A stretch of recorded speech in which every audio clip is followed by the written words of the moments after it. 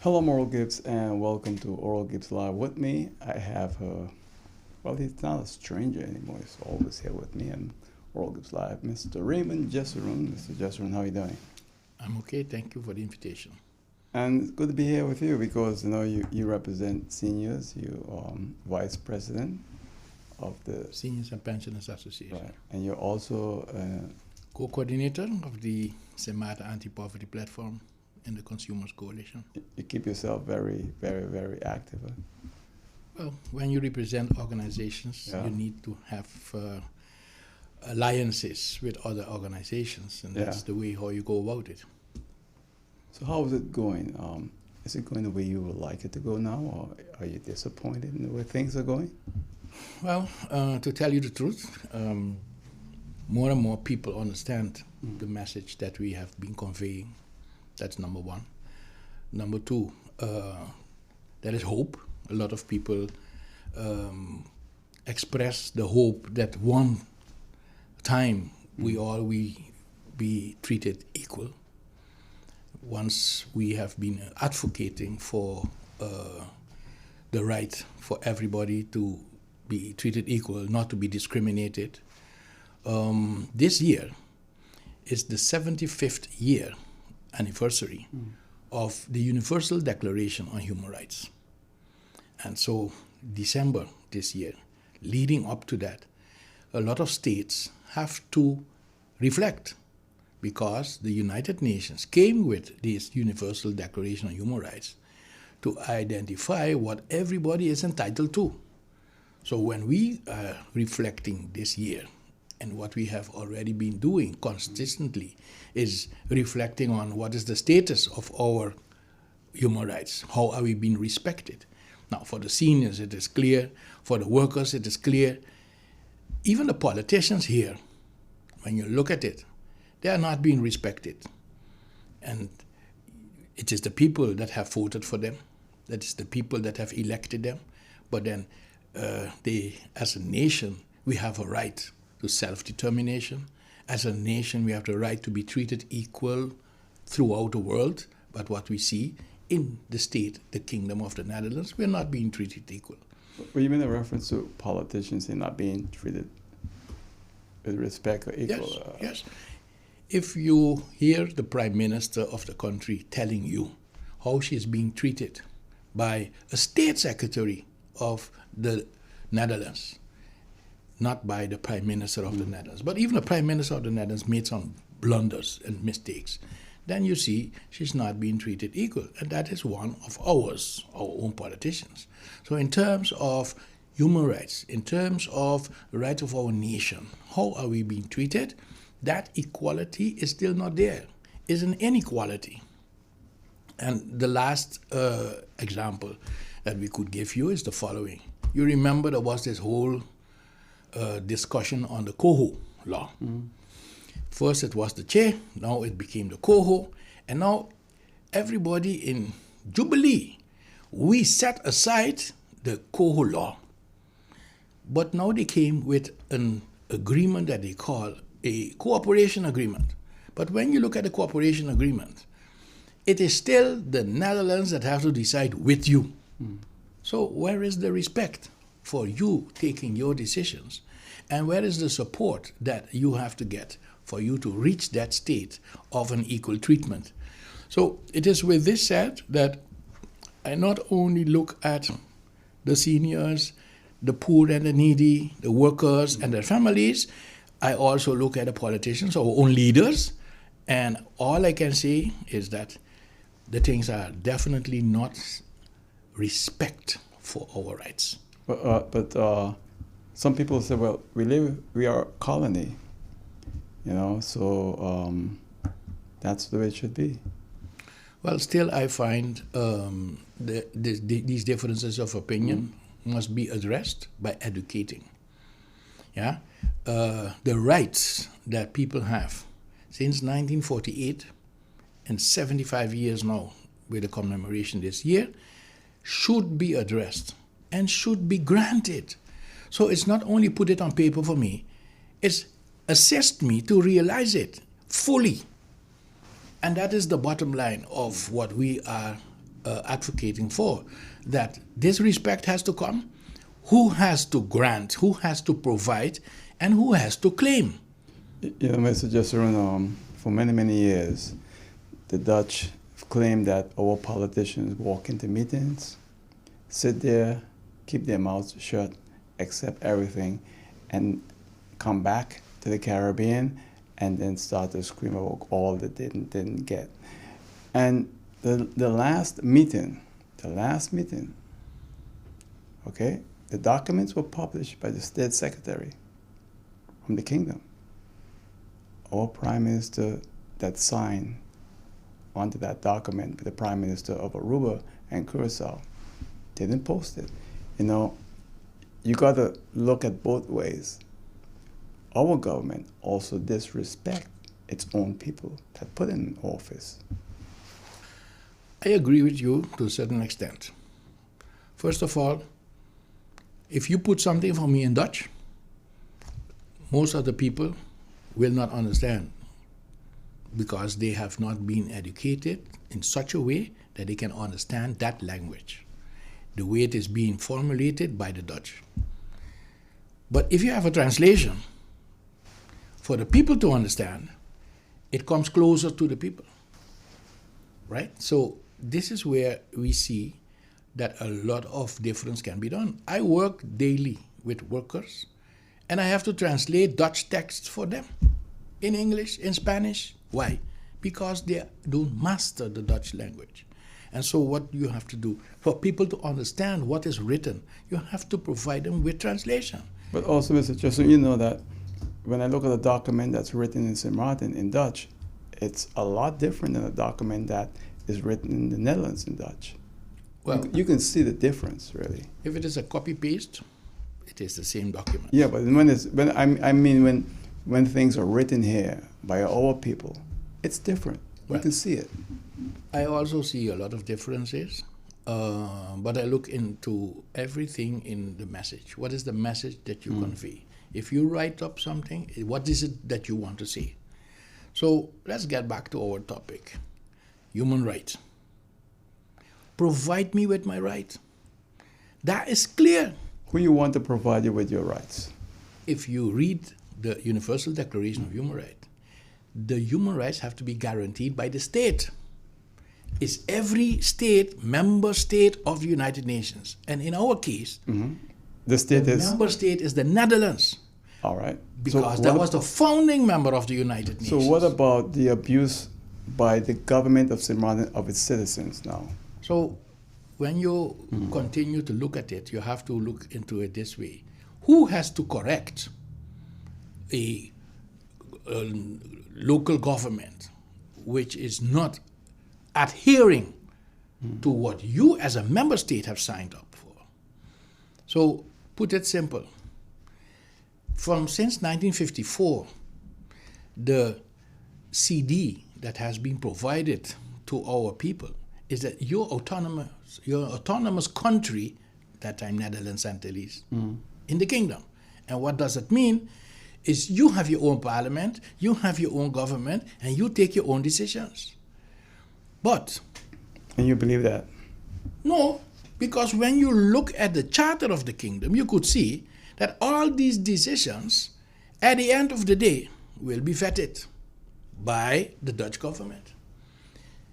The instruction for the governor, when you read it, you see clearly where every law, every decision, even from your parliament and from your government, it has to be vetted.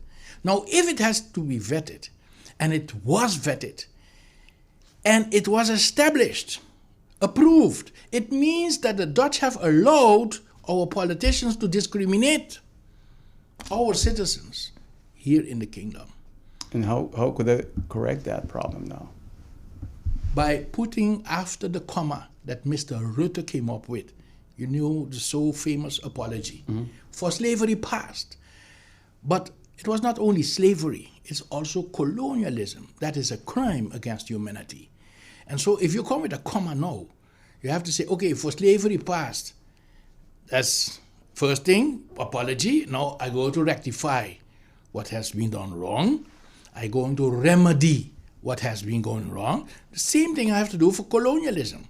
And that is where they don't want to touch it. They don't go hand in hand. It have to.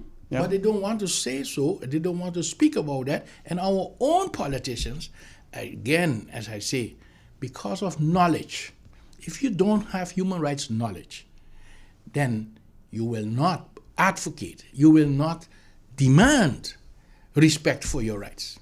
But if you follow the line that the Dutch provide you, then you sign where they put you to sign. And that is what is happening. They say that they have been negotiating. The only real negotiation is to respect my right. And if you don't negotiate that way, you will end up by respecting the colonial rights. And why should we? So here is where I tell you, who has to correct our politicians? You can say the electorate.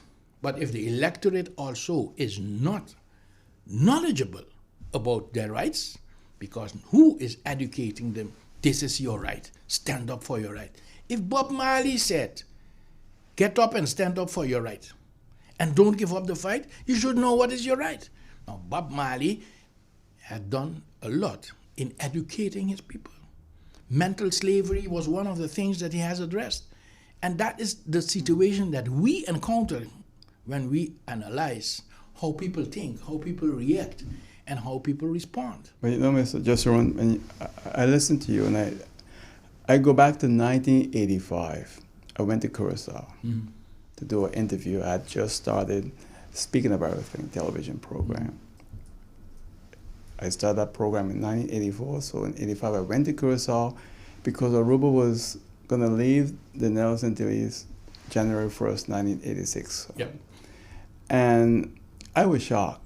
The reason why I was shocked is that, and you should know this better than me, because you're from Curacao. Curacao, you could see the hands of the colonial master imprinted on that island more than any other island in the Dutch Caribbean. I was really shocked. And I interviewed a guy on the street in Curacao. Many people, but everyone remembers this guy. He said, we have to preparate ourselves. We have to preparate ourselves for independence. There was a guy in Curacao calling for political independence, 1985. You know, everybody knows that I am an advocate of political independence, but not with these jokers we have here. We can't go anywhere with them. But at the same time, I look at the whole country called the Kingdom and the Caribbean part of it. And I say this all the time, Mr. Jessurun. I've been around a long time. I've interviewed all the politicians from Batico Cruz, you name it, all of them. I listen to you. And I think the only person that I've known that used the word in terms of equality and human rights very, very often is you and my good friend, Mr. Willie Hayes. Now, you both union men also. But it seems like we're not going anywhere. It's a constant fight with the Dutch government, a constant complaining. Believe me, some of us is just getting sick of it right now. Let's establish that if you know your right, then you stand up for your right. People can go court. They can't go themselves. They have to go with a lawyer. Right. That's someone that has studied in these legal aspects and can defend it for you. Same thing with my human right. If you don't know what is your right, there must be human rights defenders. So when we look at how many human rights defenders we have in the island who speak out and who defend the rights of anyone in our society, and when you look at it from the perspective as citizens in the kingdom, how are we defending the rights? The way that recently they were treating the Prime Minister of Curaçao when he said that he could speak Dutch. And he said that he signed a document that was in Dutch. But then they was despising him because of things that were omitted or that were not addressed. Instead of looking at it from a human rights perspective, what did the Dutch provide you in all these so-called negotiations to sign? And that is where the bottom line is. When the Dutch said, I'm going to give you a law, what did the State Secretary say? Nothing changed. The country packages, we are still implementing them. The club in the Netherlands with the Ministry of Interior Affairs, the Dutchmen, they are still in place. They call it the Temporary Working Organization. Well, this Temporary Working Organization, it's still in place. The monies for them to do what they have been doing since they started with this whole issue of the coho, still in place, still on the budget, still being used to do what? To force on us more than 67 measures.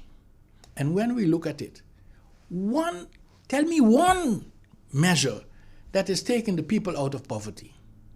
Show me one measure that is bringing for us the equality. But who we got to blame for that, Mr. Jessurun? Again, I tell you, the Dutch government had a responsibility since 1948 when they signed, as a founding member of the United Nations, the Declaration of Human Rights and the Charter of the United Nations. But don't we hold some responsibility there too? So again, we're not demanding it. You're demanding it. Well, politicians are not demanding it. So when you look at it, Mr.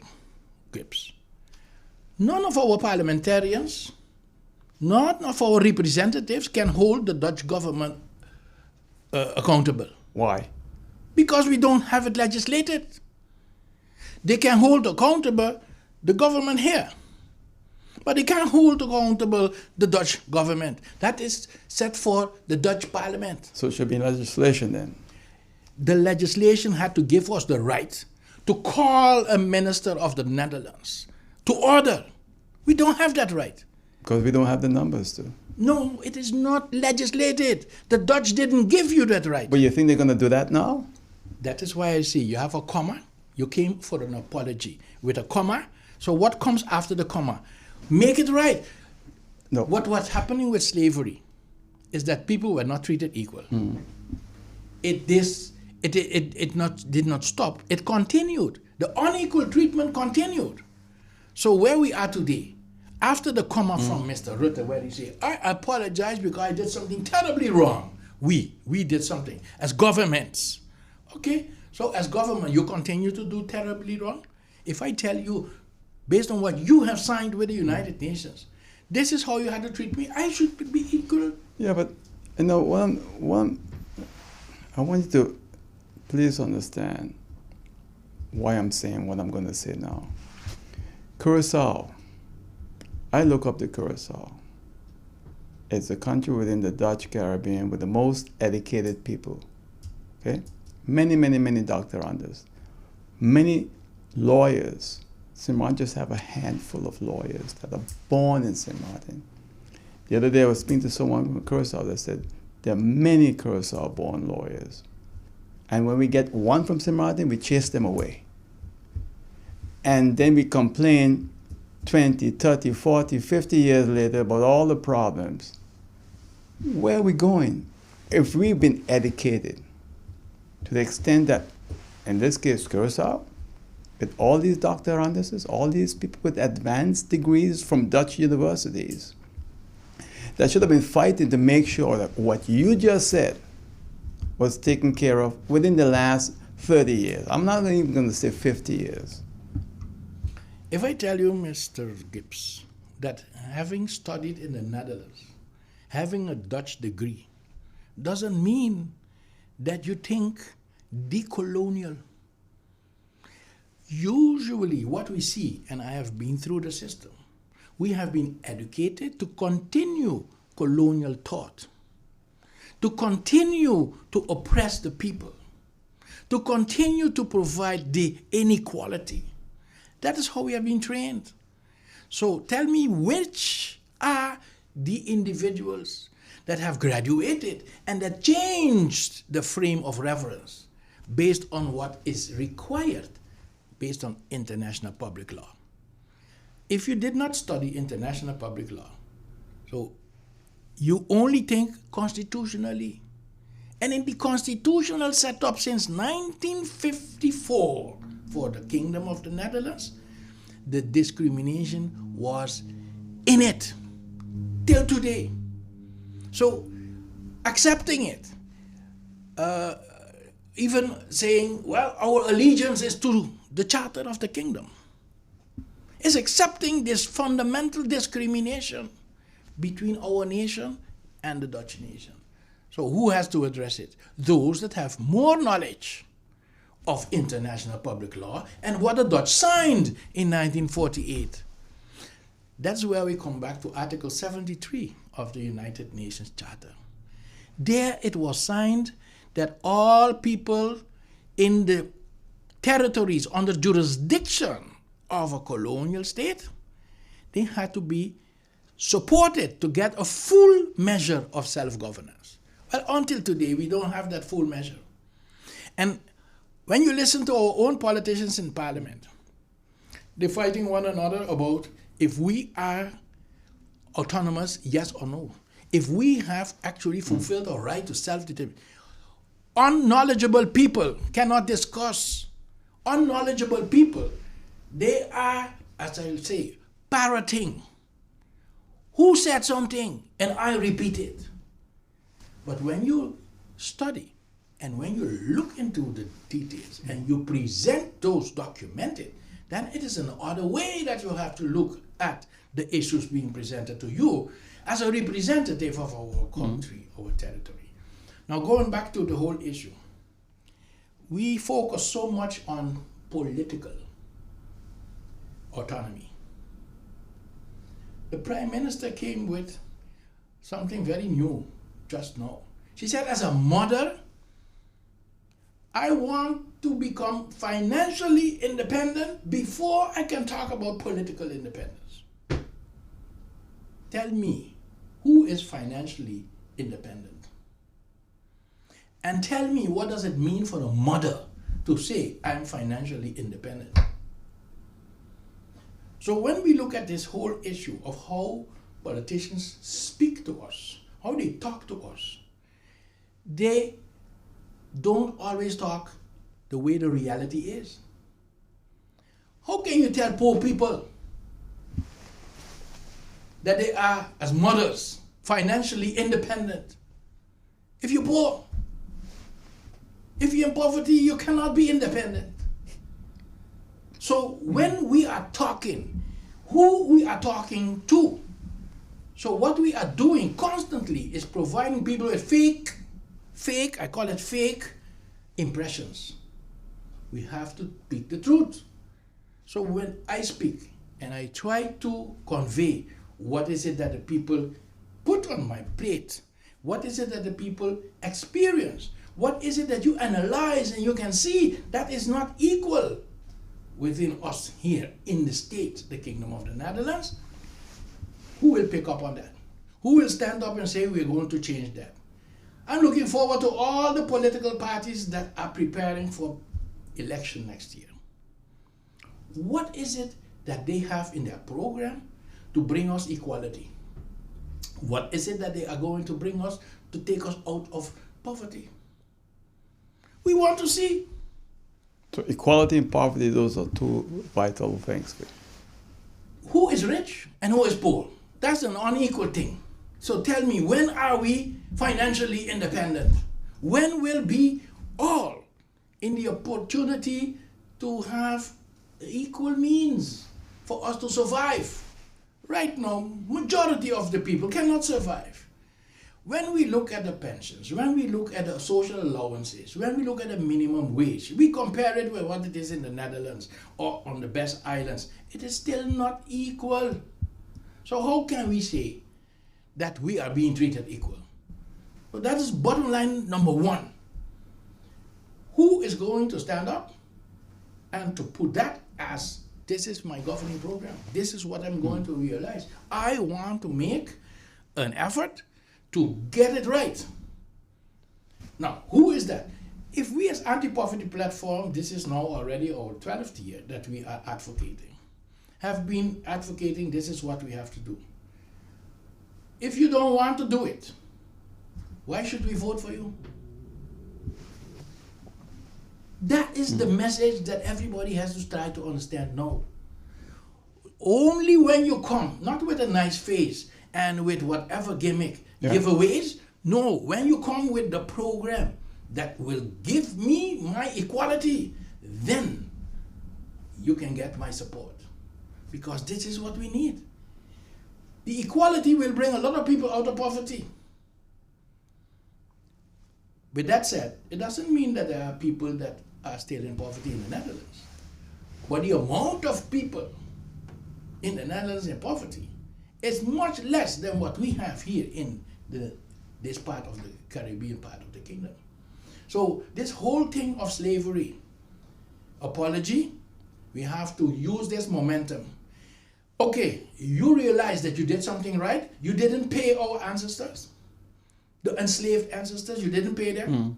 Okay, so when are you going to compensate now? So how would you like that compensation in your view? So in my view, it's very simple. If you did not pay, then you have to pay up. So you can come up with all kinds of calculations. That's number one. But what about today? If your minimum wage in the state, the Kingdom of the Netherlands, in the Netherlands is this amount, why can't I get it here? Tell me. Why can't I be treated equal? The French, on the other side, provide the same minimum wage, the same old age pensions, as in France, as in Paris, to the people in this part of the kingdom, with an increase adjusted to the cost of living. So why can't we get it here? What is the difference between France and the Netherlands? The same thing with the UK. So what I say here is this: if based on human rights we are not being treated right, which representative of the people will stand up to make it right? Who will do it? And that is what we have to continuously try to get out of them. You interview all of them. But when I listen carefully, which one told you I'm going to fight and provide the equality? I'm going to fight and prepare the legislation for these things to be treated equal. All these subjects in this kingdom, on this part, to be treated equal. Who is rallying for that? It's not popular in their view. Why not? If I talk and speak to people that went already to the Netherlands, family members from so many here, they're getting it. Why can't we get it here? No, I agree with you. The thing is that, Mr. Jessurun, some people say that the Dutch government should forgive all student loan from the former Nelson Antilles and should grant every incoming student from this area free education at Dutch universities. I have no problem with providing people with an opportunity to be treated with preference. Not a problem with that. Give me preference because you have kept us back for so long. No problem with that. But I'm a proponent of equal treatment. So you have to treat me equal. And that goes contrary to a Dutch person in terms of equal treatment, right? Yeah, because if let me give you an example. They will tell us, for instance, if you want to go study medicine in the Netherlands, they have numerous clauses, right. So a fixed amount. Yeah. And we cannot qualify. Why? We go the same way as all the others with ours, and we will not get in. Why? Because we are too small in the numbers to get a chance, an equal chance to come in. So what you should do to develop our country, you have to say, wait a moment, for the development of this territory, these people are entitled, based on their own proficient people, to get an opportunity, to be supported in that. I agree. Now, there was a time that they provided it. Right. They stopped it again. This is what we call discrimination Yeah. in the right for development. Can you explain to my audience at the time when they provided it what it was called? They was giving us a number of places that the government of the Netherlands Antilles could assign to students from the Netherlands Antilles. And then they got a space in one of the universities. That was for medicine, Right. not for all the studies that That's how my daughter got into Dutch University to study medicine. And by the way, she graduated in honors from a medical school. So we're not dummies. We have very intelligent have people right here in this area. All right. So I want people to understand that my daughter was a medical doctor in the Netherlands, got in through that system you mentioned at the time, which they discontinued, and she graduated with honors. So again, it shows you that our people have all the ability like any other person. once you be supported for your development. The Right. thing is, whose development the Dutch government is supporting? Because when we see, for instance, the whole issue of where are our graduates? We say it is we push them away. Let me tell you, that's not true. Mr. Jessurun. I can tell you this wait, because wait, Mr. Jessurun. you have a Mr. Jessurun. Don't say that. But I tell you what, I'm gonna go to a break break. so I can cool off and come back Go your break. because I admire you and I respect you. Go to But- your break. but what I you're will share saying with there, you Mr. the Jessurun, latest research I know results. well, what you're saying there, Mr. Jessurun. If I have to comment the way I feel, it's not going to be nice. But I'm going to go to a break. We're going to come right back. We're going to continue speaking right here. And Oral Gibbs Live with Mr. Jessurun. Please stay with us.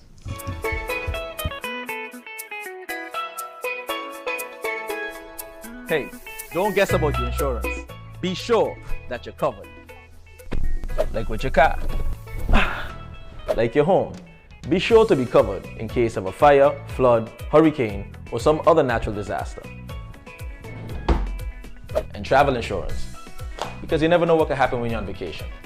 You could lose your passport, your luggage, or have an accident. So be sure that you're covered. Insure yourself fast and easy with Be Sure from the Windward Islands Bank Limited. Visit your preferred WIB branch, WIB Insurance Services, or BeSureSt.Martin.com. Get your Be Sure insurance at the Windward Islands Bank, your partners in progress. For real? Somebody came in here and steal my curtains? Well, it's a good thing I'm insured with Be Sure, because even the contents of my apartment are covered. Don't play guessing games with your insurance. Be sure. Are you be sure? Be sure. You're watching Mr. Jessurun right here on Oral Gibbs Live, and we're speaking with him about the senior citizens and everything. So he's vice president of the St. Martin Senior Citizens Association, right? Yeah. An anti-poverty platform, and we're here speaking with him. So just before the break, he was mentioning something about, and I want you to continue there. Right. I made a difference between push factors and pull factors for graduates to come back for our development. Recently, the Dutch government provided in one of the measures a study that had to be done. Why people leave government and go to the private sector.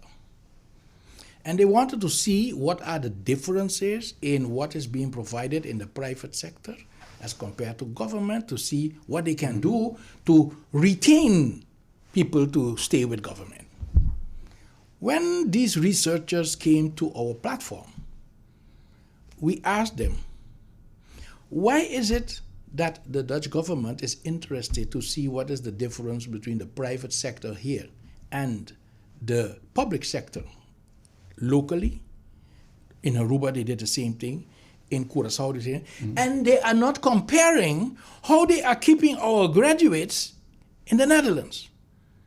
Because the conditions that are being provided to our graduates, the labor market in the Netherlands, the conditions there is much, much better than what we are being offered here in the private sector or in the public sector. So that is pull factor number one, that most of our graduates don't come back. The second thing, a lot of graduates, when they have the opportunity to look at, okay, I'm going to serve this development or I'm going to serve the development of the Netherlands, loyalty is not something that we have imposed in them. If I tell you that I was one of the 15 graduates in 1968 that got a scholarship from the Dutch government because we were the brightest. We all got, without strings attached, that scholarship. We didn't have to come back. That's what we were told from the beginning. Whereas all those that was getting a scholarship from the central government or the island territory, they all had to come back. They had to work 5 years, you know? Yeah, it was 3 or 5. 5 years. Well, let me tell you, I came back because it is a choice if you want to support your own development or you want to support the Dutch government, the Dutch society's development. Most of the 15 stayed back because they got the best offers in the Netherlands. I got offers too, but I chose to come back. And I settled for less, much, much less. Since then, until today, it works through in my pension. So when I tell you, you come and you do your little research, the research that you do already is biased.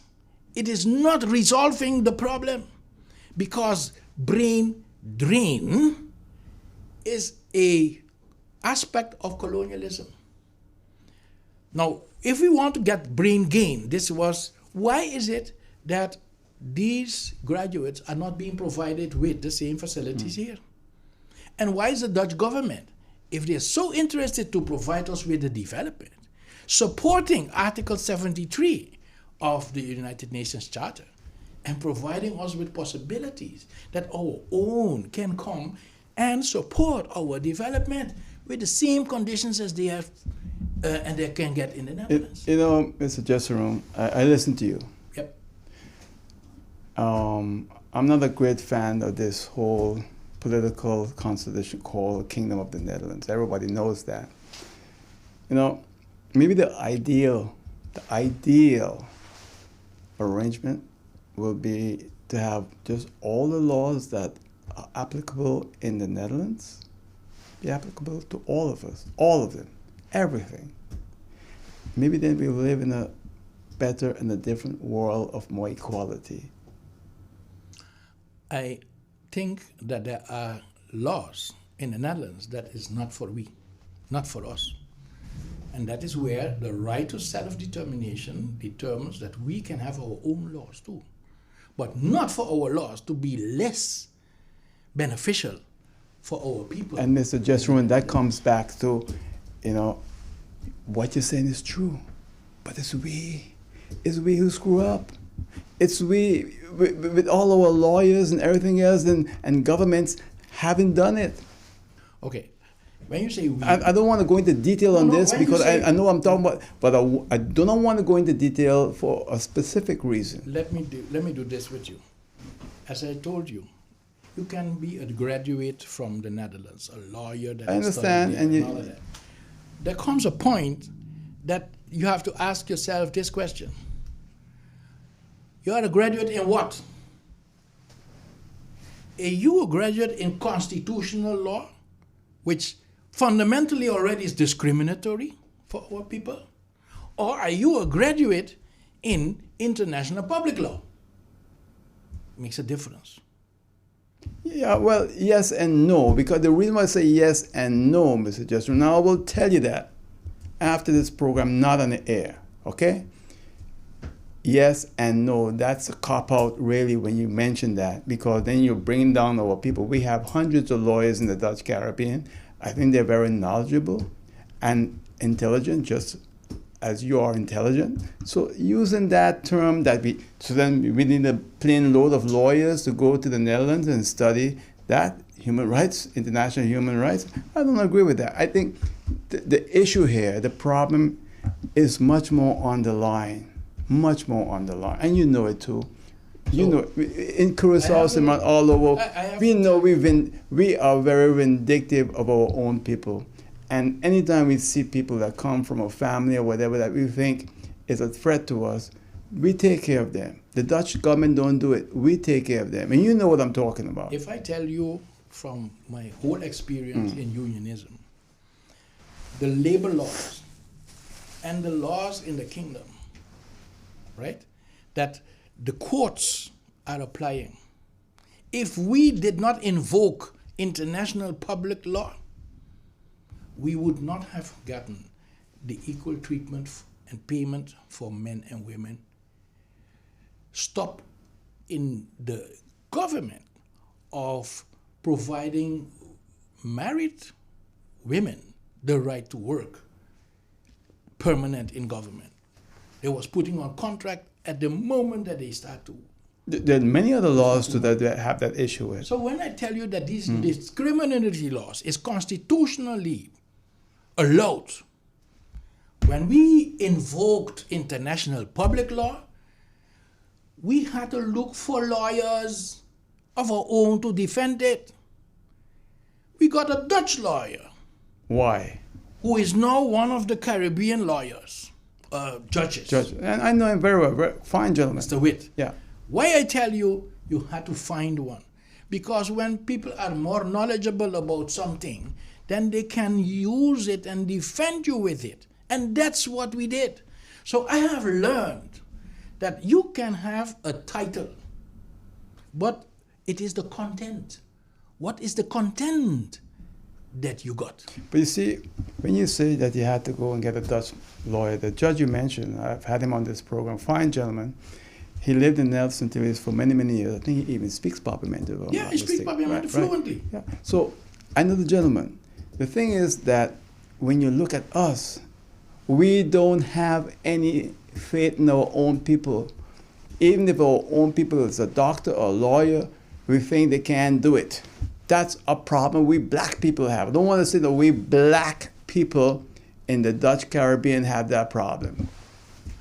I agree with you to a certain extent, because I black too, but I don't discriminate you.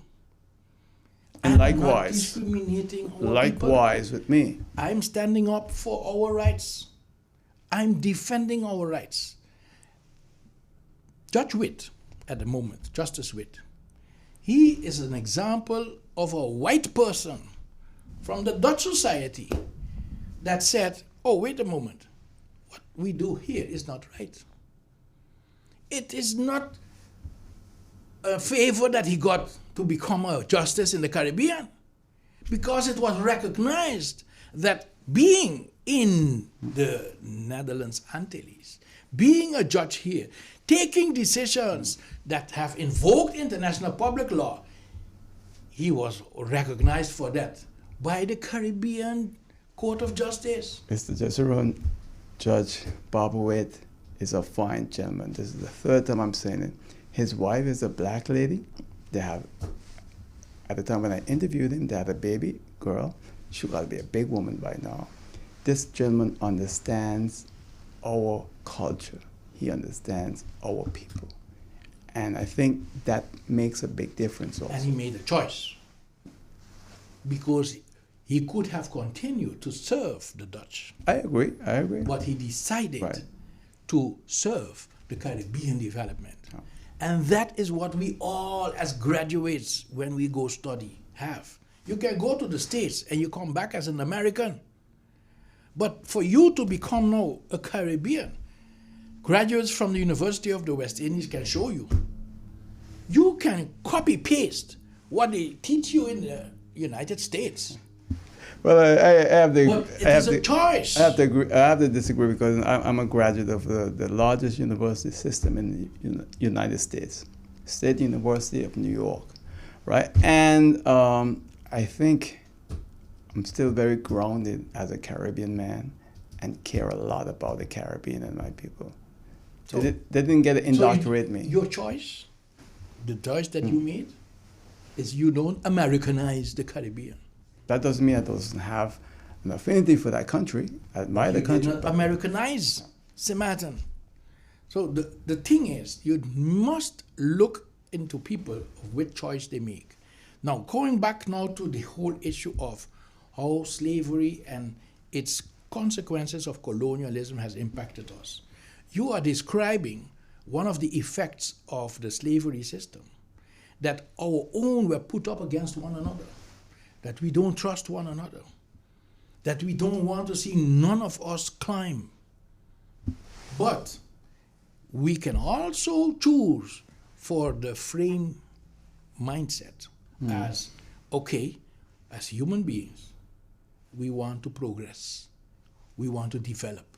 We don't want to regress. Really? We don't want to go back. That is a choice. Yeah. And so that choice, let's look at it. Election coming. Representatives throwing themselves out, saying, I'm going to represent you. As anti-poverty platform, who do we represent? The poor and the needy. As seniors association, who do we represent? The seniors. Which of the politicians will come up copy-pasting our programs, the struggles that we have been fighting for, the advocate that we have been? Which of them you hear sing the same song? And as long as they don't do it, you see the choice they make? You can say because they find it difficult, or they find it ticklish, or they find, but I can say boldness, honesty, integrity is when you know you're right, you stand up for that right. I agree. I agree. And the thing is that, we all are conscious of our weaknesses as a people, as a group. That crab mentality of just dragging down the other person, and we've all experienced it. I always tell people, I'm free. I'm free. I don't have this hangover, because the other day a guy sent me someone to do business with, and we had appointments and so forth. So I called back the person. I said, strange. If this person is a business person, why is it that they miss appointment, don't get back to you, etc., etc.? He said, what? We have 400 years that we have been abused, and I said, that's baloney. We can't blame slavery for our behavior today as business people. There's certain business principles that are expected of every business person. And if you're not living up to that, hey, we can give it a little break here and there, but don't put the blame on slavery. I think we as black people pull the slave card a little bit too much sometimes when it's not necessary. Well, there is a psychological factor that we have to consider. It's a mental thing, right? So usually you hear us talking about the objective situation. Do you have enough means to survive? Yes or no? That's poverty, yes or no? That's need, yes or no? That is a want. Wants, we don't consider them needs, right? Now, when we look at this, and we look at how people think because they couldn't see possibilities to change, some feel defeated, some become indifferent, but some become advocate. It's a choice. And so that brings us back again to the bottom line. Are we respecting human rights from each and everybody to be treated equal, yes or no? If it is no, who wants to change? And then it's not only by mouth, it's also in your deeds. And that is where we are today. With the experience that we have built up, and with the things that we've done as anti-poverty platform, there can be no politician today. There can be no politician going election today that can say, we as anti-poverty platform haven't informed you. The Minister of Social Development and Labor, before he became minister, he campaigned with our data. The Ombudsman, of all the entities that were invited to come and speak about poverty and data in St. Martin, the anti-poverty platform, We provided data that was from government itself. I have 30 seconds. It's all yours, Mr. Jessurun. I think that the information that we have been sharing today is an opening for a follow-up where we can go into much more detail, especially when we talk about which are the rights that have to be realized and which politicians have to defend for us to get it right. Well, I'll tell you, we'll do that. And what I can do too, we'll have an arrangement coming up the election time. I have a plan that I think you will love. And we'll put the politicians' feet to the fire. All right? That's okay. Okay, so Mr. Jessurun, thank you for being my guest. And that's it for now right here on Oral Gibbs Live. I'll see you next time. Till then, take care. Bye.